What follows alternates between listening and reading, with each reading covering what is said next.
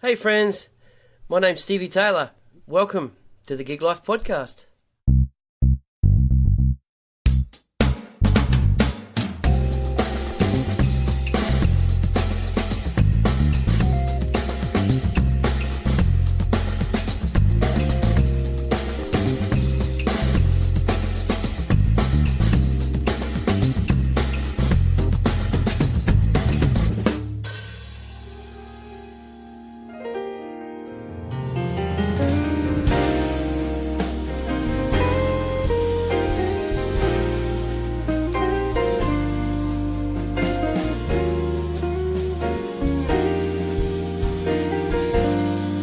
My guest today is Mark Costa.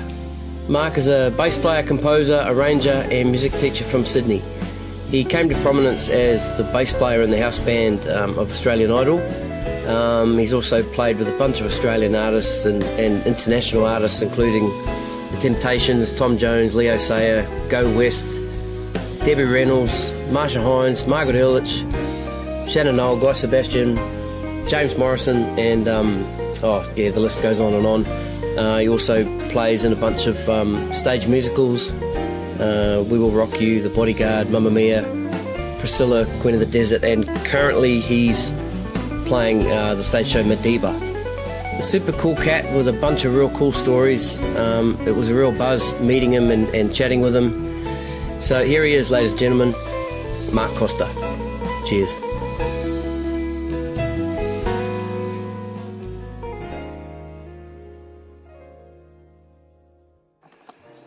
I think we're rolling. Mark Costa, welcome to the Gig Life Podcast. Thanks, and it's a pleasure to be here, mate. Thank you very much. Now, thanks for inviting me. No, too easy, man. We're in the podcast HQ, the headquarters. There's just a selected few that have been here, which is just my lounge. We're just sitting in my lounge, drinking coffee and drinking water. Yeah. Right. So, what are you currently up to? I'm currently doing a show called Madiba the Musical. It's a musical about Nelson Mandela. Yep. I believe it premiered in Paris. Yep. And it's written by some French composer and people. So I've been doing that. I replaced Gavin Pearce, who was the original bass player who did most of the Melbourne season.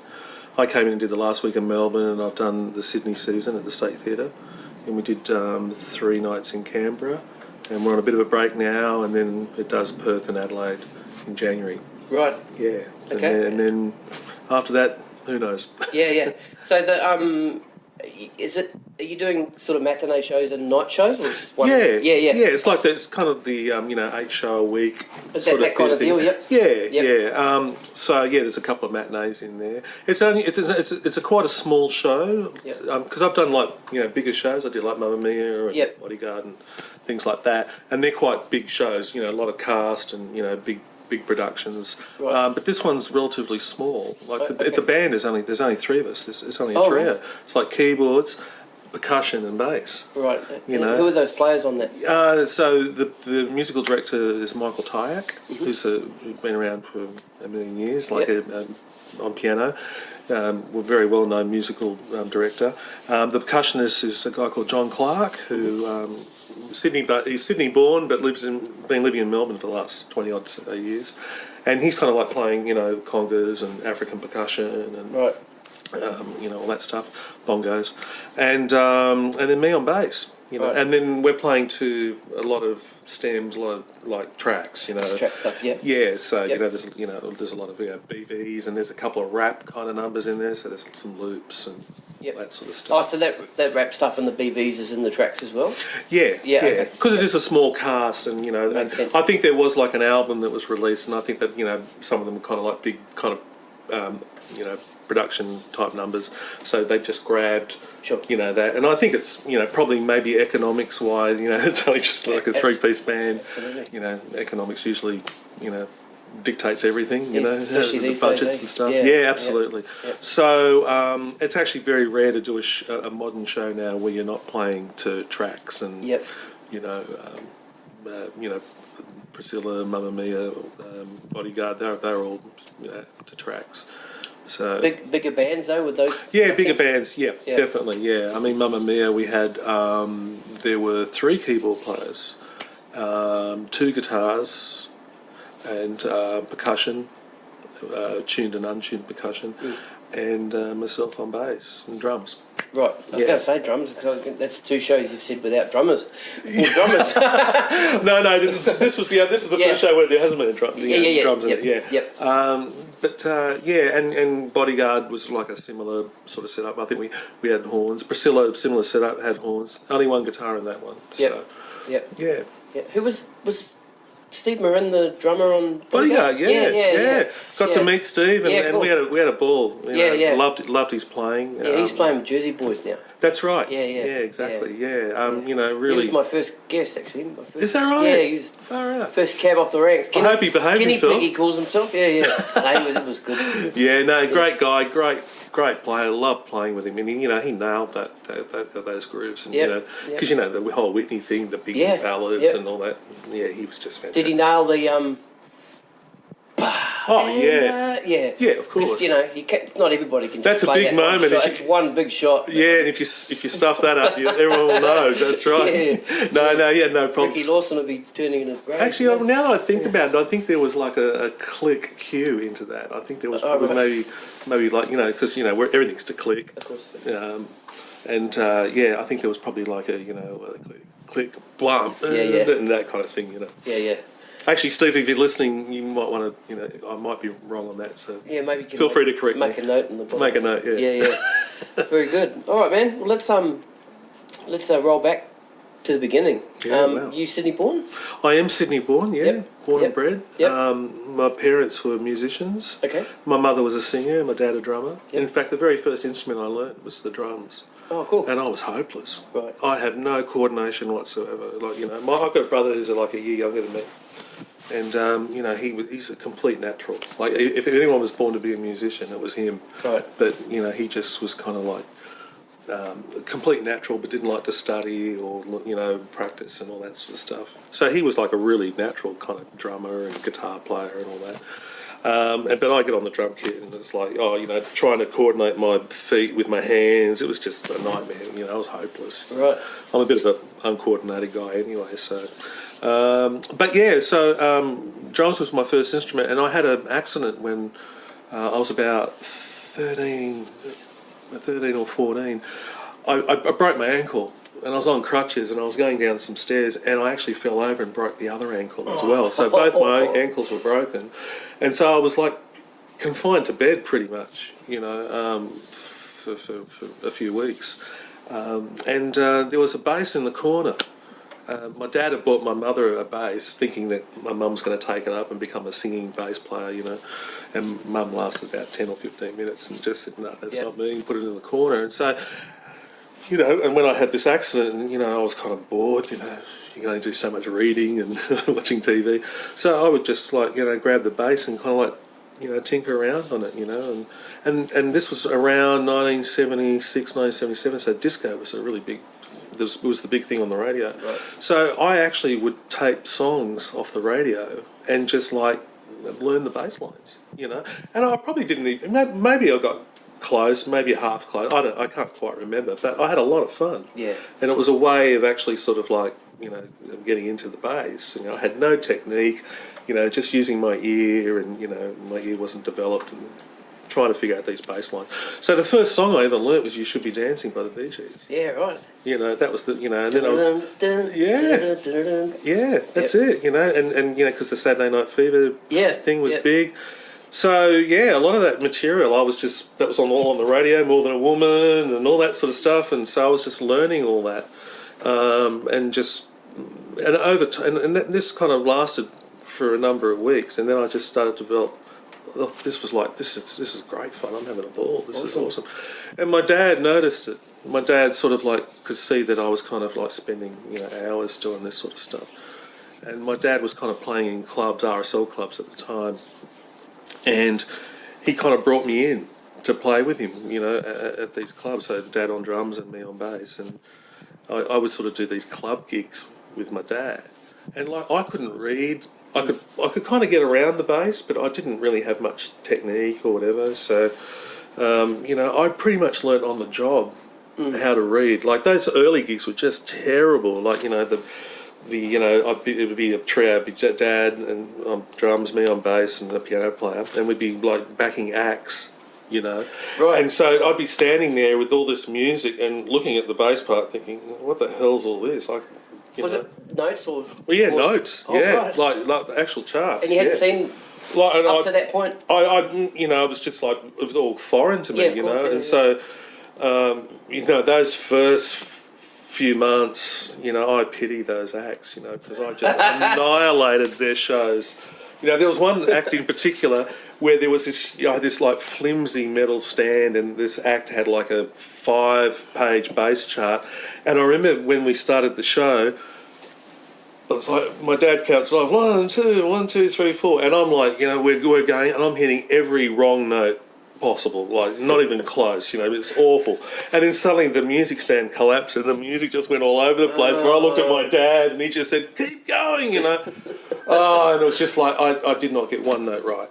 For 45 minutes or 50 minutes, or however the act went on. And I remember going up to the musical director of that particular singer and saying, "Oh, look, thank you," and that guy did not want to talk to me. He looked at me, he was just, and I would have been about 16 or 17. Right. It was awful, but over time, doing it every weekend. Yeah.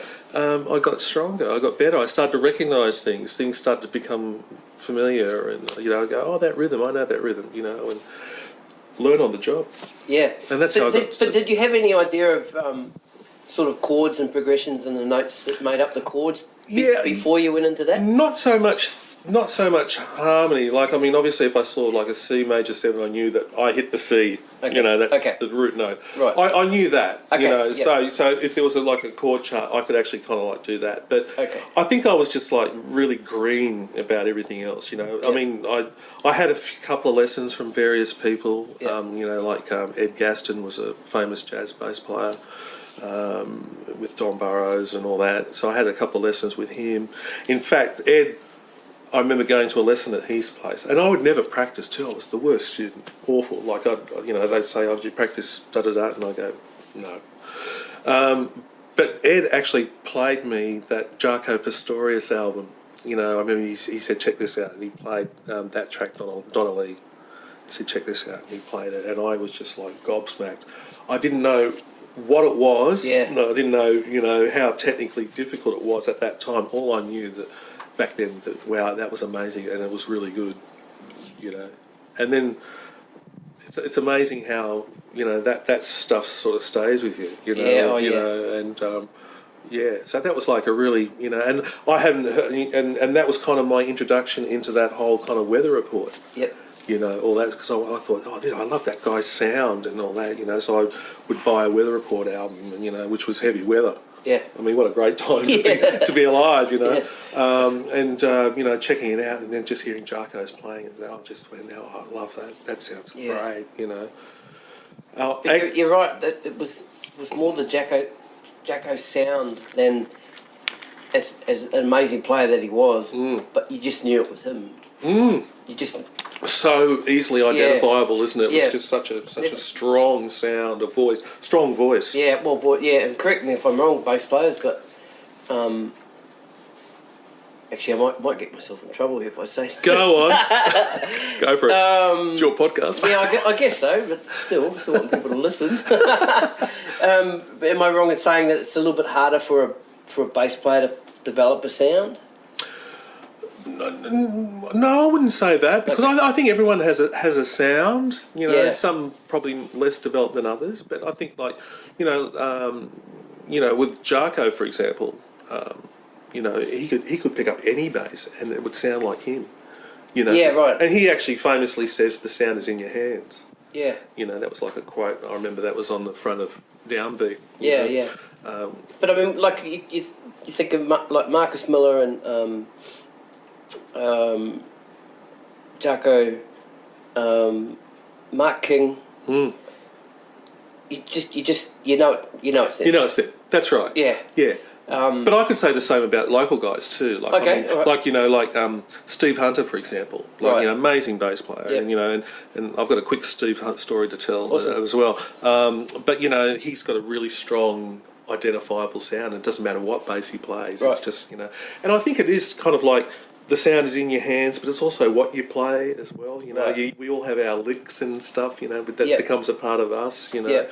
My quick Steve story is like after I'd said I'd bought Weather Report and all that, I ended up working on the Fair Star, the cruise ship, Yep. and was on there for like 8 months in the reading band, and they had a series of rock bands, and I remember that in one particular cruise, Steve Hunter was in the rock band, it was him and a guy called Guy Leclerc on guitar and Mike Haig on drums. Anyway, so but Steve blew me away. I mean, I was 19. He was probably about 21 or so, and man, he was playing all this Jarko stuff. Like Right. all those licks, and he knew. And I was just like gobsmacked, thinking, man, that was the first kind of like local guy that I saw that was just like on the par with Oh, what right, I okay. was hearing. On those records, Right. because Steve was just like had an amazing facility, incredible musician.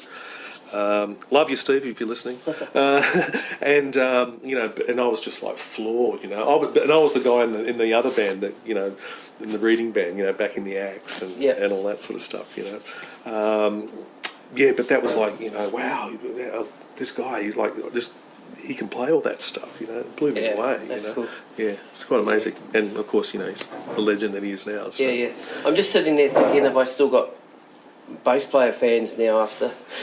No, of course you do. No, I didn't offend anybody. Mate, all the bass players are listening to this Yeah, right that's now, right. No, just joking. Yeah. Okay, so with your dad's, you doing the shows and that kind of thing? Yeah, Where did like, it that's sort how I basically learned how to of- read. How to read, and, yep. and all that. So where did it sort of go from there? Okay, so actually, funny enough, like I was kind of, I left school.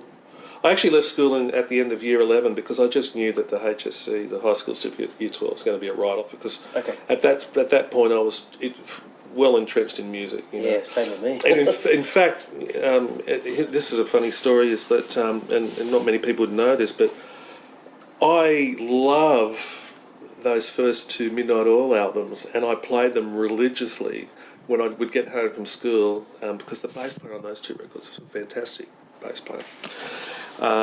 Andrew, I've forgotten his name. Anyway, played a Rickenbacker with a pick, but just great lines and great, Anyway, so I would go, every time I'd get home from school, I wouldn't be doing my homework. I'd be like putting those albums on and just playing them, back to back kind of thing. Anyway, so I got a day job after I left school in a bank, and I remember. What were you doing in the bank? I was. A teller? No, I wasn't a teller. I was actually in the bank department. It was actually the Bank of New South Wales, which is now Westpac. Right. And I was in the department, the personal finance department, and Right. I was looking after personal loans. Right. So all the branches would ring in, and then they'd want to get customer balances. It was all on microfiche, very, very primitive, way of doing it. And I was there for about 2 years, and I remember I got a phone call one day, and so this is like 1981, no mobile phones or any of that sort of stuff, old telephones. So I get a phone call, and it's a woman saying, "Oh, how would you like to do a cruise to Tahiti on the Fair Star, P&O Fair Star?" I went, "Yeah, that's great. Look, can I get back to you? I'll just have to find out if I can get some time off." So I went to the boss, said, "Oh, can I have some time off, around this period?" And he goes, "No." And I said, "Okay, that's all right. I quit."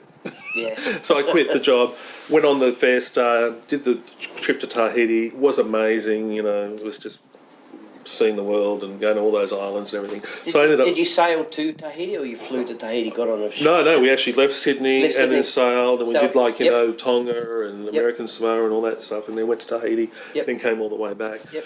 I had an absolute ball, and ended up staying on there for 8 months. So we'd come back to Sydney, drop off those passengers, pick up new ones, and then go off and do Fiji or any of that stuff. So for 8 months, it was amazing. That's when I really started to become like a really strong reader. You know, I was backing acts all the time. Yep. You know, and I could play a little bit. You know, I could get around. Nowhere near what Steve Hunter was at that particular time, but I could get around. I thought I was, you know, a pretty good player. Yep. You know, so when that finished, 8 months on that all finished, and then I was back in Sydney, and it was like, well, now what am I going to do? You know, I didn't have anything planned or whatever. So I used to go to King's Cross a lot and check out a lot of the music. It was like, so a lot of bands, a lot of venues, you know, Paradise Room, the Persian Room, you know, later on the All Nations Club, all that sort of stuff was all kind of like happening. And I remember going to the Paradise, it was called the Paradise Jazz Cellar, that's right. And I remember like standing there, it was packed, and there was Victor Rounds playing in a band called Dumbala, with Constantinieri, Robbie Krupski, you know, it was, Sunil De Silva on percussion. Great band, really, really good band. I just was going, wow, you know. And then next door I would go in the Persian room and see Doug Williams and Power. And there was Doug, you know, and they're playing all these funk tunes. Sunil was playing drums on that gig, right. you know, and funky as all get out, you know.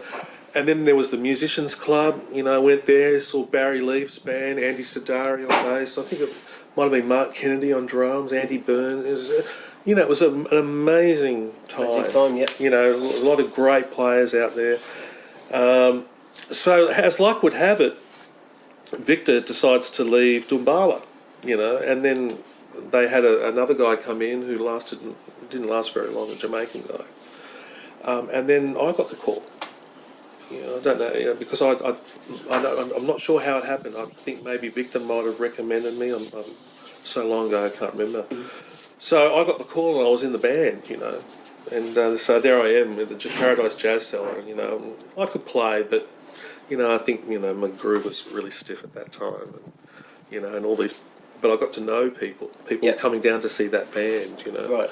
And, you know, and then all of a sudden it's just started to sort of springboard from there. I was in another band called Doug Smith and the Crisps. There was a great bass player in that band called Ian Belton, an amazing pop bass player, played on Ian Moss's Matchbook album. Right. Incredible. Passed away, unfortunately, in 1992. Great friend and a great player. And, you know, and I replaced him in that band. So I was kind of like this up-and-coming guy that was doing these sort of gigs, and people were coming to see, you know, those bands, and, you know, just getting to meet these people. And then I got a gig doing Jesus Christ Superstar, which is the musical. And then that led to working with Marcia Hines and Doug Parkinson. So again, more people are seeing all that sort of stuff. So I suppose I was kind of like just sort of starting to get known, you know, and you know, the All Nations Club, there was music happening 6 nights a week, or maybe even 7 nights a week. I was playing there, and, you know, so it was all about that sort of like people getting to know you through that, you know. How many gigs were you playing a week back then? I was pretty busy. Yeah. I wouldn't say it was 7. I won't be that presumptuous, but I think it was probably maybe sort of like maybe 4 to 5 gigs a week, maybe even 6 sometimes. You know, and it was interesting because I was kind of like doing this sort of like the funky kind of stuff, you know, with those type of bands, you know, All Nations, but I was also doing the reading stuff as well, the club thing. So I started to sort of like, you know, sort of rise, if you like, in those different circles, you know, and to a point where, like, you know, it's really paid off now, because like now you've just got a big pool where, you know, you could be doing a theatre thing one time, you know, for a time, or you could be doing a club thing or a wedding, or, you know, so it's all about, you know, the variety, the diversity. You know, just being able to put your foot in different camps and be able to cut the gig, you know, in all those things, you know. So whether it be rock or pop or, you know, sessions, all that, I know people in all those. As we all do. We all know people in all those things, and that's how you kind of make a living. Gee, did that sound long-winded or what? No, not at all. Keep going. I think everyone's asleep out there. Wake up, everybody. No, you'd be surprised. People get fixated on it. They love it. It's good. How did the Margaret Urlich thing come along? Ah, yeah, right. Yeah, that was... So a lot of my friends were doing the pop thing. So the late 80s. I mentioned my friend Ian Belton. He was doing a lot of pop stuff. Victor Rounds was playing with Jenny Morris, and Jackie Ozarski was playing with the Rock Melons. So there was all these, great gigs that were kind of happening. And so I kind of, made a decision to sort of, grow my hair a bit and, kind of like, enter into that world. Because you had long hair. I had really long hair. Yeah. Believe it or not, it was like halfway down the back. I know. I was watching some videos last night. I know, it's just amazing, isn't it? It's like people look at me and go, where the hell did it all go? I'd like to know that as well. So there was now I'm just trying to think what happened. I think I got a call from Mark Punch, I think. Mark Punch was the original guitar player. Played on the album as well. And, I'm thinking that. I think that's what happened. I think Mark called me and said, would you like to come and, are you interested in, playing some gigs with this girl, Margaret Urlich? And I'd never heard of Margaret, Yep. She was big in New Zealand, right? Yeah, that's right, Yeah, huge. Yep. I met her brother, actually. I met her brother, Pat, before I met her. So anyway, I rocked up and, and I think we did a couple of gigs. A couple of TV things because her album Safety Numbers was about to be released. Yep. So we did a couple of shows, and then I kind of just was a member of the band. It was great times. I actually I said this on Facebook recently. I actually thought I was the luckiest bass player in town because that first album, was Robin Smith producing it, an amazing musician, producer, and he was sequencing all these incredible bass lines on these, really cool songs. Oh, right. And I'm playing them live, and right, touring around Australia, and I'm thinking, wow, this is pretty good. And we're, playing to full houses, all over the place, nationally. We went to New Zealand and supported Farnham. John Farnham was doing the Chain Reaction tour in New Zealand. Yep. So we supported him on that. That was amazing. I ended up being with Margaret I had two sort of stints with Margaret. That there was the original sort of like Safety Numbers kind of tour. I think we kind of toured around Australia 3 or 4 times, then I wasn't in her band for a couple of years, and then I came back, and then I was with her again for maybe another couple of years or so. Yep. Yeah, it was a great time, great music, a lot of great drummers went through that band. Yeah. A lot of great musicians even. Kerry Buchanan, loved playing with him, and Gordon Rittmeister was in there. Gordy's been a friend for a long, long time. Andrew Gander was in the band for a while. Yeah. John Watto. Yep. Phil Campbell, Mitch Farmer. Right. It was pretty good. Pretty good. And I was, playing with these cats. It was great. Yeah. It's a lot of fun. Hamish Stewart. Yeah, the famous Hamish. He was, funny guy. Great player, funny. Yeah. He's been posting some stuff on Instagram lately. Seems quite funny. Oh, he's hilarious. I've never met the guy, but he's quite kooky in his posts. We had a car accident together. Oh, lovely. It was my fault. Bonded. And, there was a very bonding, and we've got some certain sayings that we say to each other. Yes. Kind of funny. 30 years later. Yeah, very good. Yeah, cool. But Margaret, great singer, great tunes. Yep. She was, love her. Awesome. Yeah. Yep. Now, I first found out about you through Australian Idol, when Australian Idol first came on TV. I was telling you earlier,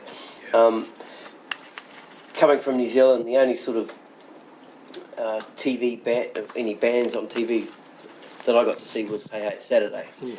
And I used to sit up and watch that.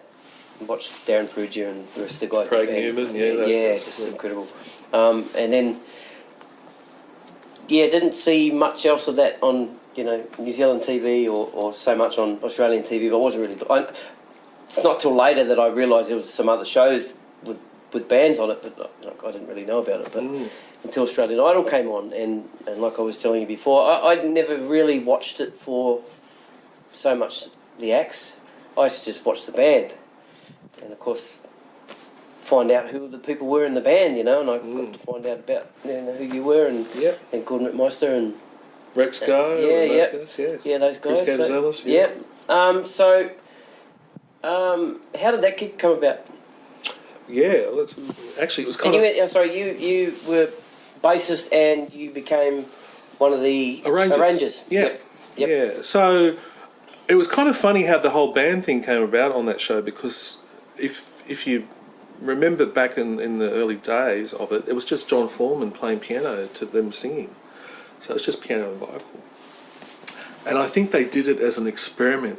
They thought, why don't we try it with a band for an episode or a couple of weeks or whatever. And so that was, John Foreman pretty much asked Gordy, because Gordy and John went to the Conservatorium of Music together. Oh, right. And they've been friends from way back then. And so, John asked Gordy who he would like to play with on bass. And I'd done a bit of work with Gordy prior to that. Like I'd played with a few bands, and actually my dad taught Gordy how to read. Oh, right. Believe it or not. Yeah. When Gordy was in high school. Anyway, so and Gordy recommended me, because I think they were looking for someone that could read and knew all the different styles, could play all the different styles. Mm-hmm. And I think Gordy recommended me. Thanks, Gordy, for that. So that's how I got the gig. Yep. And then the original band was myself, Gordy, Dave Pritchard Blunt on second keys, Rex Go, and Peter Northcote. Oh, was the original guitar player, and Gordy and myself. Gee, I hope I haven't left anyone. Oh, and Tony Azzopardi on percussion. Of course, my mate Tones. So that was the original band. And then Peter wasn't with us, and then they got Dave Longo. I think John Bennison might have been doing it as well in that first series, I think. But I remember Dave Longo did it for a bit, and then Chris Kamzillis came in the second series. So I'm kind of fast forwarding here. The band thing, they loved it. That they thought, oh, this sounds great, and then that's how we actually became part of the show. Right. And none of us knew what it was really. It was just a show. But it was quite amazing how the public took to that show.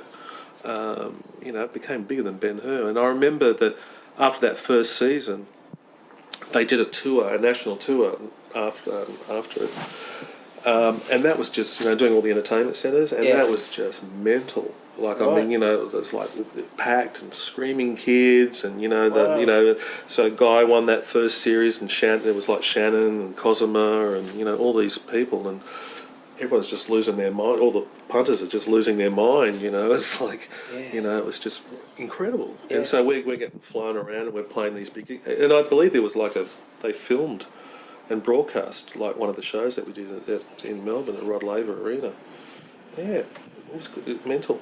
Yeah, it was a lot of fun. Right. And and then we did the second season. There was Ricky Lee was in that, Anthony Kalia, Casey Donovan. Casey Donovan won that series, and there was another tour, same kind of thing, but it didn't. It was. It went okay, it wasn't like it had the same success as the first season, and then they sort of canned the tour thing. But the show kicked on for like 7 years. Right. After that. So it was only 2 years of the touring after that. That's right. Yeah, right, they didn't do that. Yeah, I think because they didn't make probably as much money as the first. So they pulled the pin. So what actually happened? I was doing courses through Berkeley. Berkeley College of Music. Mm-hmm. They actually had online courses taught by the actual faculty at the school. Oh, right. And so I did the arranging courses, so that's how I kind of, learned more or less how to arrange.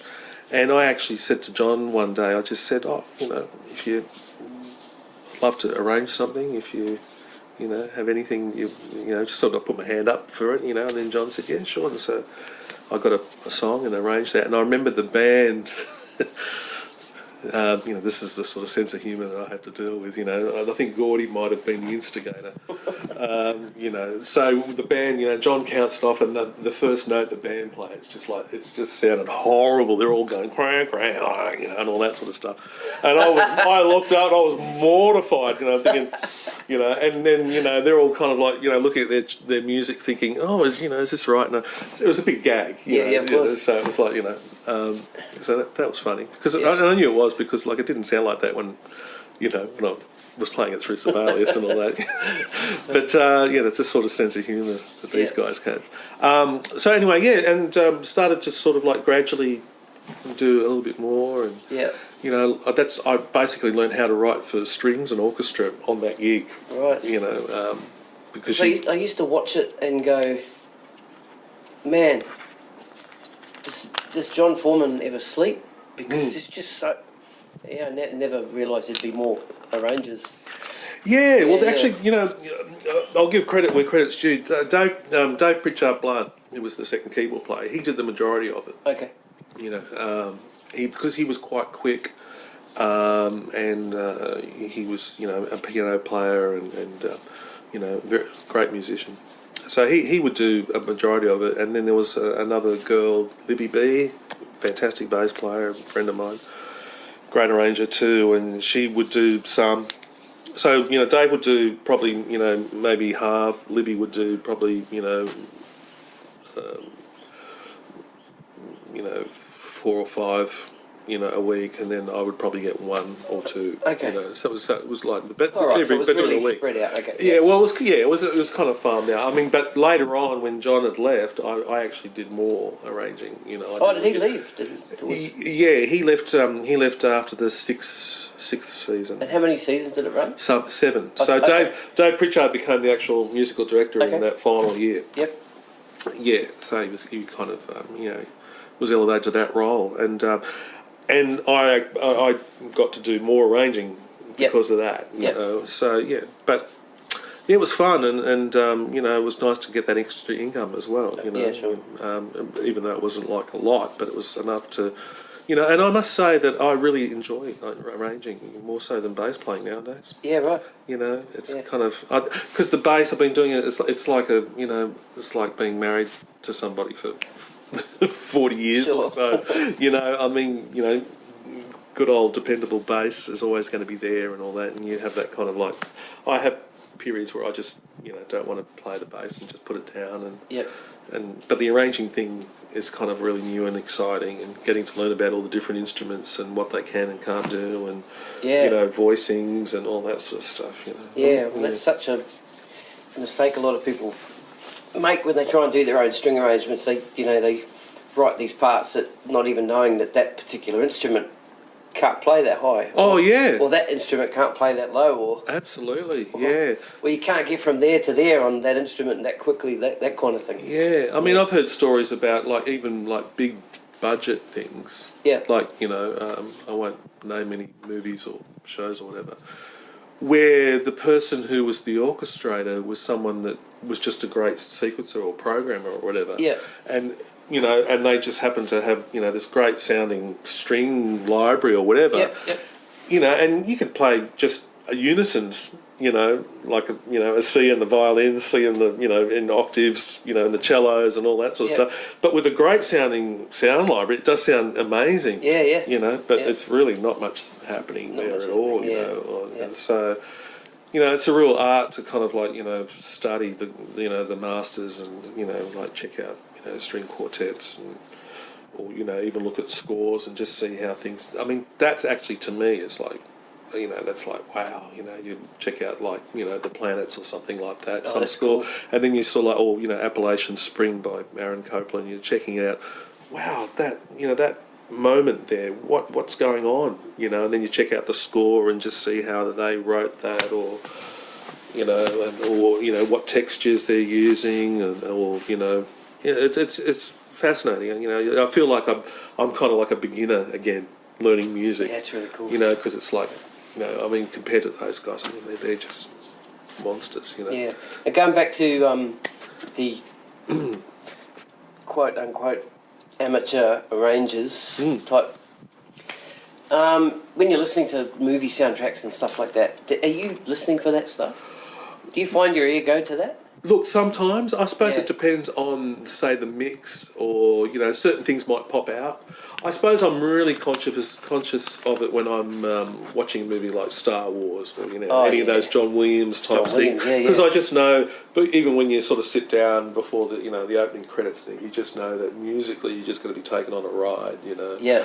and it's just like optimum orchestra, recording conditions, and all that sort of stuff, But sometimes I just, well, actually not sometimes, most of the times I just kind of let it wash over me, and just, cool. Sometimes, I mean, music's very important in setting up the mood, and all, and identifying characters and stuff.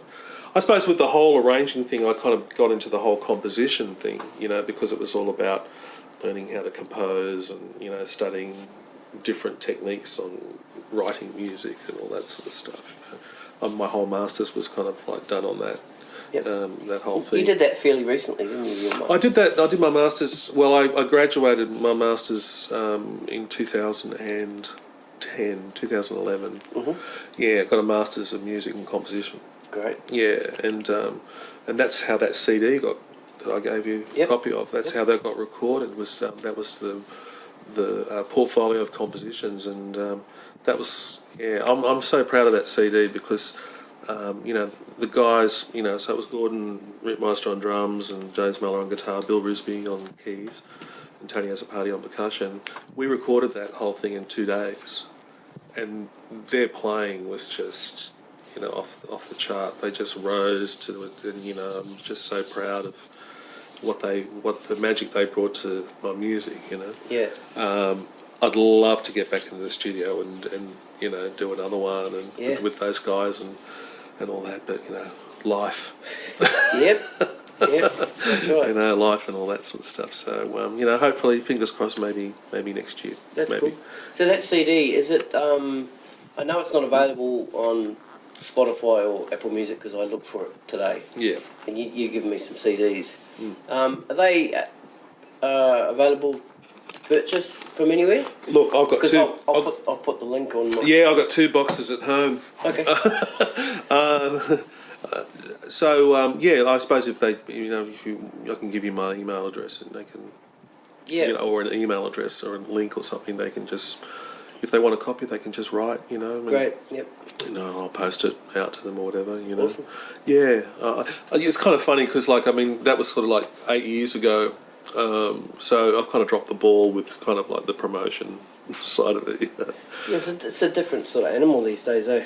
It is. Well, a lot harder back then. Am I right? Mate, that's another podcast right there. The state of the industry now with the streaming and downloading and all that.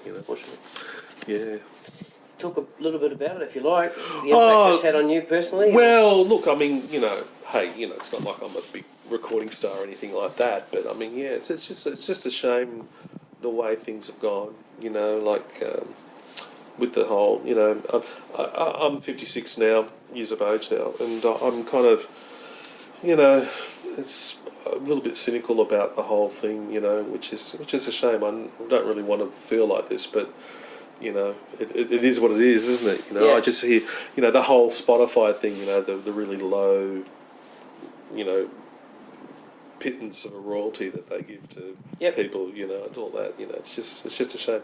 My kids have never bought any music at all, in their lives. Right. It's all downloading, and even my youngest son, he's 14. He was listening to a current thing. I can't remember what it was. And I said, "Oh, how did you get that? Like YouTube or something?" He goes, "No, there's an app that just downloads the music for free. I can't remember the name of the app or something like that." And I went, "Oh, really? Well, there's someone's missing out on a royalty on that, exactly. So it's all that sort of stuff, So I mean, there's a lot of challenges, and I suppose it's difficult for someone like myself because I've seen the glory days. That's what I was going to say. You've come from the other side of it. Yeah, and just seen it kind of gradually erode over time, and even to the point now where, even like 3 months ago, I was looking at TAFE and thinking maybe I should do a course in something other than music. All right. You know, because, you know, maybe I should do like accounting, or maybe I should do, you know, IT or something, you know. And I've spent a lot of time, you know, in the music game, you know, trying to get to a certain position with my bass playing, and, you know, and a lot of study and a lot of hours has gone into that. And then just to sort of like, then to think, oh, and I might have to think about doing something else. Yeah, it sucks, man. It does, man. Yeah. It does. Well, what about you? I mean, you know, your view of the industry. I mean, is it similar, or do you hopefully a bit more optimistic? Yeah, I was for me, I was talking to a mate last week. He asked me a similar sort of thing, and I don't. It doesn't affect me as much on that sense, because I've always had a full-time job, so I haven't relied on music solely for an income. Yeah, I mean, and that's always been my choice, you know, and that's just the way that I've gone. But I definitely see the impact it has on people. Like, okay, so I released my own music, and I know how long it took to do that, and the hours it took, and then I got a streaming report back from Spotify.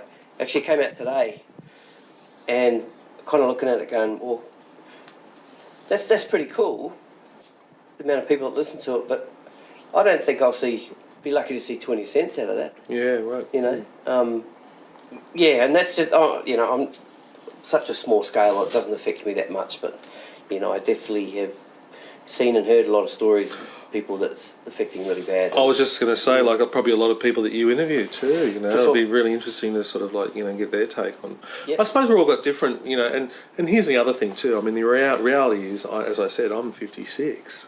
You know, so I'm not going to be considered, you know, I'm in a different stage of my career.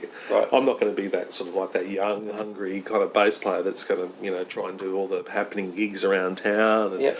you know, my time has I've kind of done that, and now I'm in this next stage, you know. Yep.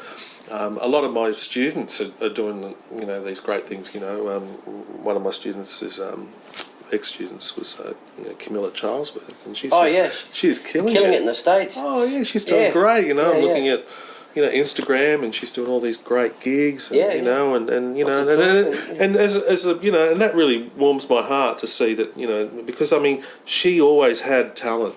Okay. Even before she came to me, you know, like I'm kind of lucky that I had some influence on her, because I taught at AIM, actually. I haven't talked about that. I taught at AIM for about, you know, a long time, on and off, you know, Australian Institute of Music. Yep. And so I got to see a lot of these guys who are, you know, in fact, I just got called for a New Year's Eve gig by an ex-student drummer who was at AIM, who I knew from AIM as a student, and most of the band are these sort of ex-students that were around at the time. Awesome. Like, you know, so it's that's going to be really nice to sort of like, you know, kind of, you know, well, it's not going to be nice to be the old guy, but it's going to be nice to sort of like see them all again, you know, and get to hear them play and all that, you know.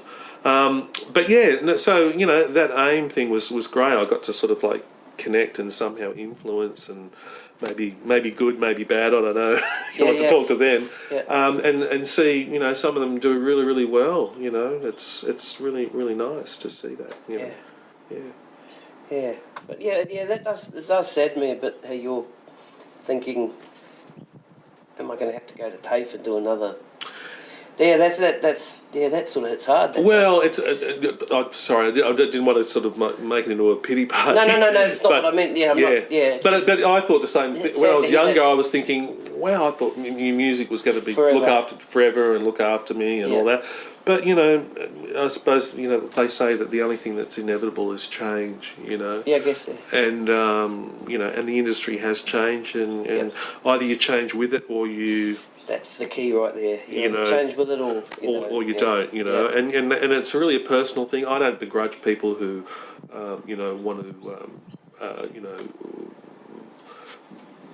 opt out of the industry, or, you know, or become a weekend warrior or one of that. We all got our circumstances, you know, and everyone's we've got our own stories and, Yeah. you know, got to feed families to feed, mortgages to pay. Yes. Sydney's an expensive town, man. Yeah. You know, really expensive. So, you know, we've just got to do what we've got to do, you know. Yeah. You know, so, Yeah. I mean, thankfully, I'm at the moment, I'm writing some string arrangements for somebody, you know, and so, you know, that's great. I mean, I can actually sort of like get some more money outside of Yeah. bass playing, you know. Yeah. And being, you know, so if a young person said to me, you know, how do you make a living in this industry, I'd say, you know, move to the US would be the first thing, go to Berkeley. The second thing I'd say is diversify, you know, just, you know, learn to play, learn to write, learn to sing, learn to record, learn to produce, all that stuff, you know, just got to have your hand and, or your foot in all these different things, you know. That's how you survive. Yeah. You know. Yeah. Gee, that was a long-winded rave too, huh? No, not at all, man. Yeah, people want to hear this stuff, you know? Yeah. You played with Tom Jones. Yeah. Yeah, tell us about that. That was a TV thing. Okay. And Tom had that big hit, If I Only Knew. Oh, yeah. You know that big song? Yeah. And so he came out to Australia and then they did a TV special on him. And it was a Ray Martin thing. He was interviewing him and all that. And they, you know, Tom wanted to do 2 songs. And so they put a band together. The MD, Jamie McKinley, put the band together. And it was a good band. It was Peter Northgate on guitar, Kerry Buchanan on drums, myself on bass, Tony Azzopardi on percussion, and Tim Oram on sax, Paul Thorne on trumpet, Herbie Cannon on trombone, and the singers were Barry Leaf, backing singers, Barry Leaf, Aaron Clark, and Danny Olga. Great band. Yeah. So we really, really good. In fact, I think there's a clip of it floating on Facebook sometimes. It kind of, you know, pops up occasionally.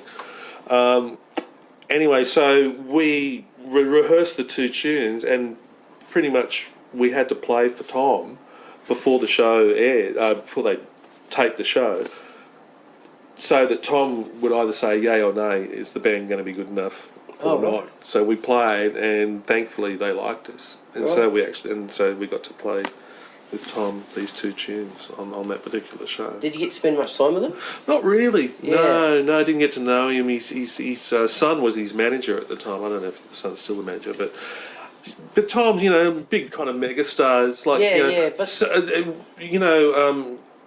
when you, well, in my experience, you know, you work with these people who are like at the you know, these mega stars, you know.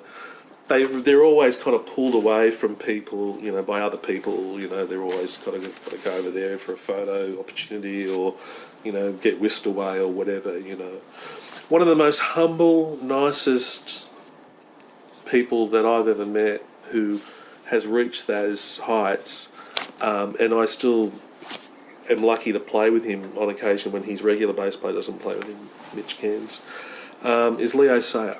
Oh, yep. He is, man, he could be sitting here like you and I now, and he would, you know, with all the stuff that he's done and the success and blah, blah, blah, so humble, so down to earth, so, you know, and that's actually really, really nice, because that doesn't happen a lot, you know, in this industry. Hey, Leo, if you're listening. Yeah, cool. That's cool. Debbie Reynolds. Yeah, well, speaking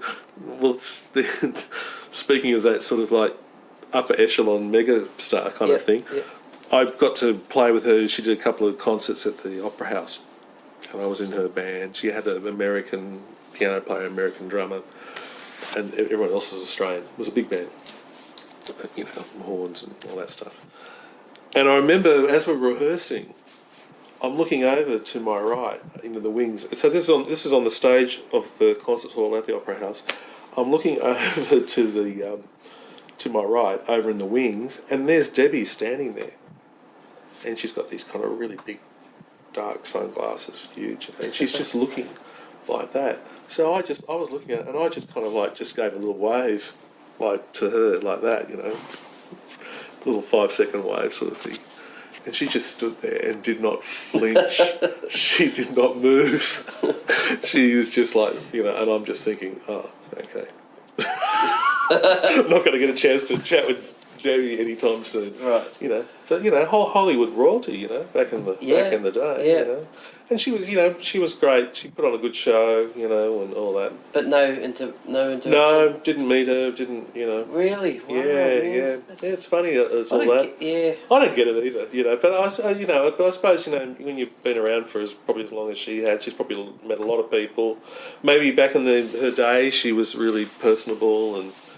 But, maybe something happened, or, story, Yeah, that's right, yeah, who knows, Yeah. But that's cool. I think that's a funny story that me. Yeah, that's nothing funny. happening. Nothing happening. nothing. Not even like a didn't even crack a sort of a semi smile. Anything. Oh man. Very funny. Yeah. What else have I got here? Thelma Houston. She came out and did some shows in Sydney, and I got to play with her. See, that's the kind of cool thing that was happening. Is that I told you about that? The disco thing was huge. Don't leave me this way. I was one of those. In that whole era, was there. The great bass playing on that particular track, and then I get an opportunity to work with Thelma Houston and play that song. And so that's one of the thrills. Meeting your heroes or meeting Were you thinking people. that at the time though, or I know. I was thinking at the time because, when I got the call, I just immediately went, oh wow, I'm going to get to play that song and all that, And she was a great singer. Yeah. A lot of, she came out from that whole gospel thing. Yep. She was an amazing singer. Probably one of the better, one of the best singers I got to work with. Yeah. Just nailed it all the time. Could hit all, had chops, had taste. The whole groove. She did some funky things in her show and all that. Just really nice. Yeah. And how was her personality? Did you meet her? Yeah, she was really nice. Right. Yeah, she was great. Yep. Actually, this could be turn into a how nice were they? Yeah, maybe that's. Were they nice or weren't they? Yeah, exactly. Yeah. Okay. Yeah, that might be a thing. I have met people where it's like you kind of think, oh wow, this is amazing, and then they're not nice, or they're not. They don't sort of you don't expect them to kind of. Yeah. I remember meeting John Schofield at the Basement. Yeah. Watching a show, and he was at the bar, and I thought, I'm a pretty personal guy. I like hang up to people and having a bit of a chat and stuff, Yeah, but he didn't want to know really, He was kind of really short answers and all that sort of stuff. And you kind of go, well, maybe I'll throw out all your albums, Thanks, pal. Yeah. Now, apart from Jacko, and who were your other bass influences, bass guys? Well, there's one guy who, it was kind of funny because he's a year or two old, and he's probably 2 years older than me. And I remember he was coming onto the scene, with records and stuff like that. And I used to hear him play and think, and I kind of in my mind, I kind of think, oh well, he and I kind of similar age, and he's a good bass player. I love what he does and all that, and so I cop what he does. And I kind of saw that we were our careers were kind of going in parallel. Stupidly, I don't know what made me think that. Well, the guy was Marcus Miller. Oh, gee. And Marcus played on that Grover Washington Limelight, and I'm going, yeah, that's probably kind of cool. And then I got to hear Marcus, doing all this other stuff, and the guy was leagues in front of me, Marcus is my favourite all time. Even though I don't play like him. Yep. I love his playing. I love his sound. I love, his solo albums. Because Marcus is the producer, the composer, the bass player, the multi-instrumentalist. He does it all. Yep. So he's like my ultimate. Everything he does, I just love. Right. I was lucky to actually go to just after my 40th birthday. I racked up some frequent flyer points, and I was able to go to Japan and see him play at the Blue Note for a whole week. Wow. That was a huge thrill for me. I wrote to him via his website and kind of said, hi, your biggest fan, and I'm coming to your shows, all your shows, you know, like, he did like 8 shows, and I went to 7 of them. Right. And I paid for them. And over there, they do 2 shows a night. I was there for both shows, so, Right. you know, I was having 2 dinners and all that sort of stuff. And he, on the very first night that I was there, I kind of had a copy of the email that I'd sent, because he didn't reply to it, his management replied to it. And it said something like, oh, make yourself known to any of the crew, and then you'll get to meet Marcus. Okay. So that's what I did after the first performance. I was waiting there, and the place was empty, and I was just the single guy there, you know, and with my letter, and handed it in, and I was able to meet Marcus, and man, I was like I felt like the biggest groupie, you know, like I couldn't string 2 words together and all that sort of thing. And he was really nice. And so what he did was he basically said, you know, he was so warm and nice, and he said, look, you know, after every show, come to the dressing room and, you know, we hang out and talk and all that sort of stuff. It was great, you know. And then, you know, the 8th show, he said, oh, we'll put you on the door, you know. And I went, oh, great. And he had this big joke, you know, buy 7 shows, get 1 free, kind of thing. Yes. Which was a big joke. I remember the whole band laughed about that. Yeah. But it was like Dean Brown, Poogie Bell was the drummer, and Bobby Sparks was on keys, and Patcher Stewart and Kirk Whalen, they were the horns. It was great. And, you know, what was incredible about seeing that was that even though they were doing the same tunes, the album that they were promoting was Silver Rain. They were doing the same tunes, but Marcus was kind of like had this kind of mild sensibility that, you know, like kind of stretch things out. So no 2 shows were kind of the same, you know. Right. It'd be like, he'd be doing different solos. Right. He wouldn't be kind of like, you know, just locked into one thing. He'd be like taking chances. And I literally was probably maybe a bit further back from where we're sitting now. Yep. Looking right at him, you know, and just to experience that sound live, watch him move, you know, and you know, and he'd jump on the keys and he'll do something. Oh, right. Incredible, man. Just, you know, and it basically confirmed to me that he is just an incredible human being, you know, an incredible musician, human being. Yep. You know. So yeah, Marcus is my ultimate, but I also like the session guys. I call them the session guys. You know, I really love like Nathan East. I love Will Lee. I love Jimmy Johnson. I love that whole LA, Jimmy Haslip, all those guys. You know, I've got a huge CD collection, and a lot of it is that kind of West Coast, New York, late 70s, 80s kind of fusion kind of thing.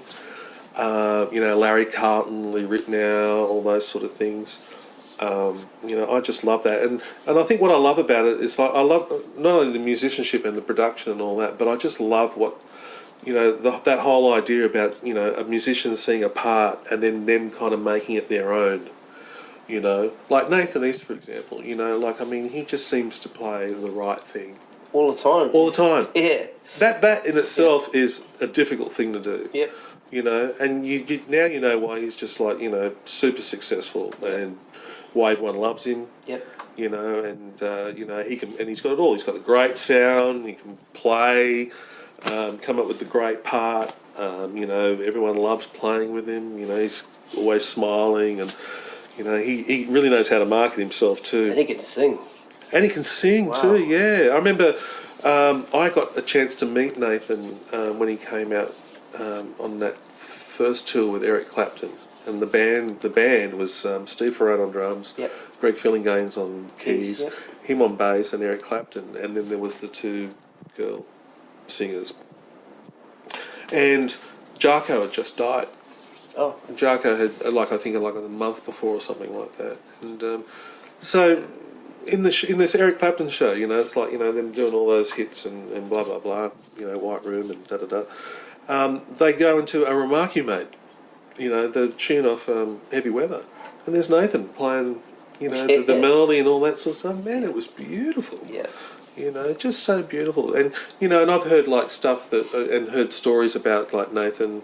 You know, him playing at the Baked Potato. I had friends that have seen him, and you know, and Nathan was playing with Steve Lukather and Picaro and all those guys. Lost Lobotomies, that whole thing. Yep. You know, that I love all that. Yeah, me too. Yeah, love reading about it. Love hearing those stories. Yep. You know, and yeah. I'm reading Lucas's book at the moment. Yeah, I've got it too. Yeah, I've just been busy, but I've only read like the first couple of chapters. Yeah, I can't wait to dig into it. Yeah. He's starting to get deep now. Is he? Getting right into it now, yeah. And they just won the Grammys. That's what I'm up to. Right. The Toto 4. So that's what I'm up to in the book. Yeah. Well, funny enough, that first Toto record, that was one of my. There was like 3 albums that I kind of bought at the same time. Yeah. And which have kind of had a profound influence on me because I've kind of they've been there all through my life, you know. Yep. The first Toto record, Earth, Wind and Fire, all in all, that album with Serpentine Fire and all that. Love that album. Yep. I play it all the time when I can. And Goodbye Yellow Brick Road, right. which was actually kind of released a couple of years earlier. But mate, that album, I mean, the songs and that band, that was like, they were at their prime. Elton was at his prime. Right. You know, check out the bass playing on that record. My God, D. Murray. Just speaking of Serpentine Fire, have you heard Nathan East's version of it on his new album? Is that the last one he did? Last year or whatever? Is that called Reverence? Is that Reverence? Yeah, they got Serpentine Fires on it. Oh right, you know what? I think I heard it once and I haven't. Yeah, And they had he had the actual Earth, Wind and Fire masters with him. Yeah. Yeah. Wow. There's a video on it. A video about it on YouTube, Facebook. Oh, I'll check it out. He walks into the studio holding these masters and he's going, "I got the masters." You know what? It's kind of funny with Nathan because when I heard that first album, you know, and these are just purely my opinion. You know, I mean, you know, everything's immaculate about it, but I kind of wish that Nathan had stretched out and kind of did less covers. Yeah, I kind of get a sense that it was kind of more a commercial. Well, he had. He had just become, correct me if I'm wrong, was it Yamaha's first recording artist? Yeah, that's right. Yamaha got this label. And he was the face of the label and this was That's the first. Exactly right. Yeah, because I know what you're saying. It was too perfect for me. It was too clean. Yeah. Well, I mean, that's cool, but it was more the choice of songs, and you know, and the fact that he was kind of like doing, you know, a lot of duets, or you know, like pulling the stars in. Yeah. So it was more about, for me, it was more like, I want this to go, or maybe it was him in conjunction with the producer who is actually part of Yamaha. Oh, right. You know, Chris Guerra, I think his name was, or whatever. It was more about, let's make this commercial success, and maybe that's more Nathan nowadays. Maybe it's all about the money and all that. But I kind of think, you know, this guy's got like a $1 zillion anyway. Make more of an artistic statement. That's just my personal opinion. Sure. You know, I would have loved to have heard more of his originals. Yeah. And more of him kind of like maybe stretching out a little bit. You know, mind you know, I mean, you know, it's amazing because the last track on that first album, America the Beautiful. You know, he's playing the melody, it's beautiful, and then the choir and the orchestra kind of kick in. And then when I first heard it, I thought, the schmaltz. You know, it's just, man, it's so Disney. You know, it's like, that's what it felt like. It's like, oh man, you know, like. See the Jonas Brothers pop up or something. That's right. You know, Ariana Grande, or whatever her name is. Yeah, you know, come out on Taylor Swift. And, it was more like that, you know, and anyway. But, you know, hey. Good on him. Yeah. You know, and I think it did really well for him, you know. Yeah. So, hey, you know, what do I know? I'm just a bass player from Balkan Hills, you know. All good. So that whole session thing is actually really fascinating to me. And, you know, and having done recording myself, that's something that's really, really, I love it. I love the challenge. You know, of trying to kind of come up with something. Yeah, that's cool. You know, not that I'm any huge session guy in the league of those guys. You know, Will Lee is another amazing player. Yeah, first I heard of Will Lee was on the Lost Lobotomies album, and it was just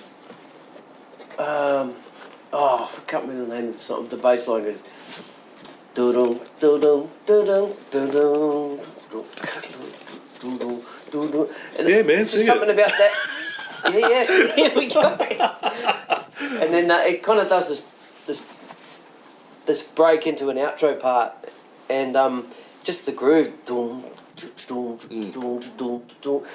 don't know what it was, but I remember driving up the Central Coast, just hearing that, going, "Wow, what is this?" It was really simple. Yeah. And then, of course, I looked it up, and Will Lee, and then there goes my fascination for Will Lee. Yeah, absolutely. Studying him and well, Will Lee's like, he did that whole kind of Tonight Show thing, Letterman thing yeah. and all that, But, man, you got to check out, Will Lee and Steve Gadd were the rhythm section in New York in the late 70s. They played on a lot of stuff, and they were both out of it too, it was like, but they were, really, really happening. And my exposure to Will Lee, because I mentioned my dad was a drummer. Yeah.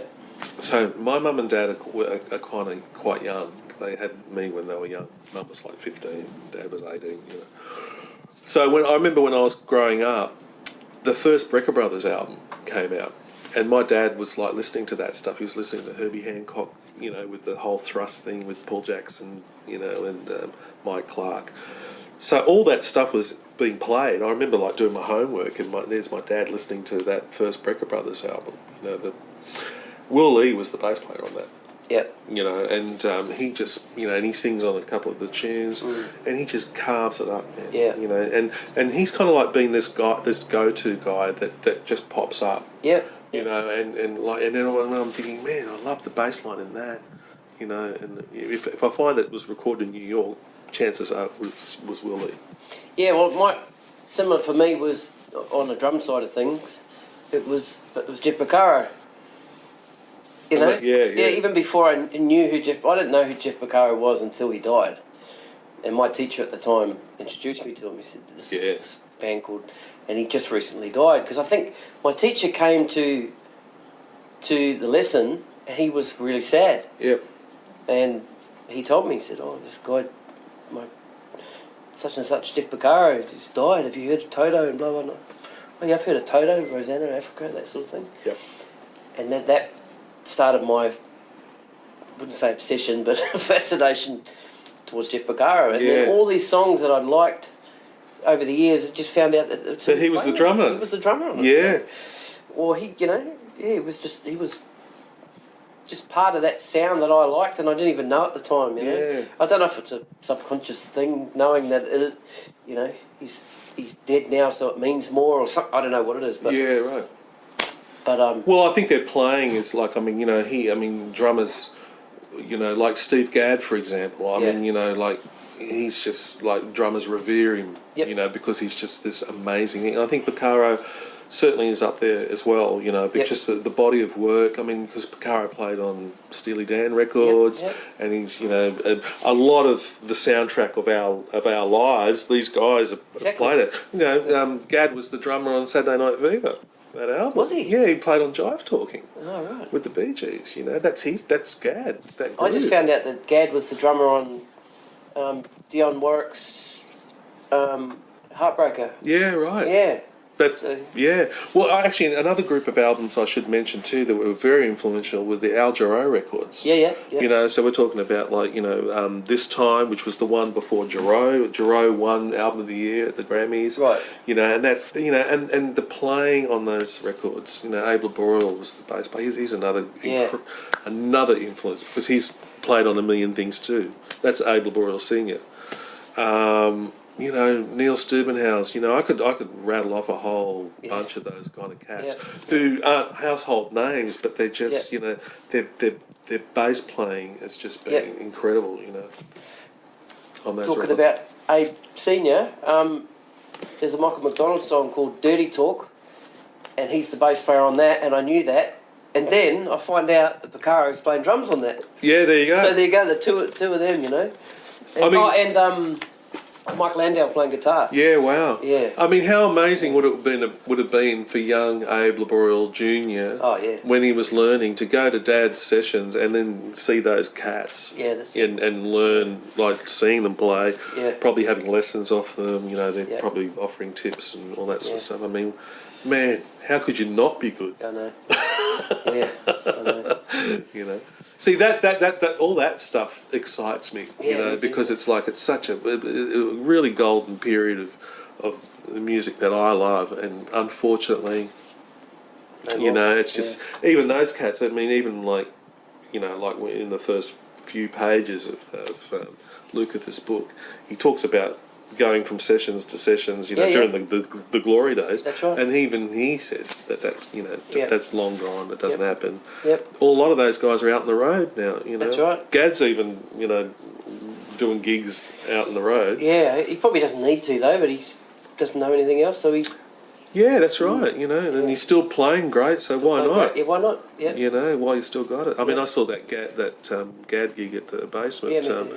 That was awesome, man. Sure was. Jimmy Johnson, man. I know. Love that guy. You know, see, he's the perfect session. You know that you know, sound, plays the right thing. You know, can pull out the chop thing when it's required. Yep. Tasteful. Yep. You know, and you can just see that the drummers love him. Yeah, yeah. You know, I've got him on some pop things. It's just amazing. Yeah. Anyway, blah blah blah blah blah. I think we could talk for hours about this stuff. Oh, absolutely. Yeah, we should move on, shouldn't we? Yeah. Well, I mean, we'll probably round it up. We're going to go pick up my kids. So, Oh yeah, shit. yeah. What's the time? Oh, it's 2:30. Oh wow, Yeah, man. Yeah, we smashed it, man. We've been waffling for... Wow. Gee, I hope there's Long time. some gold in there. It's all gold. Maybe It's there's all staying. The- Maybe my part, maybe about me slightly insulting bass players. No, mate. I was here. You didn't insult me whatsoever. You know.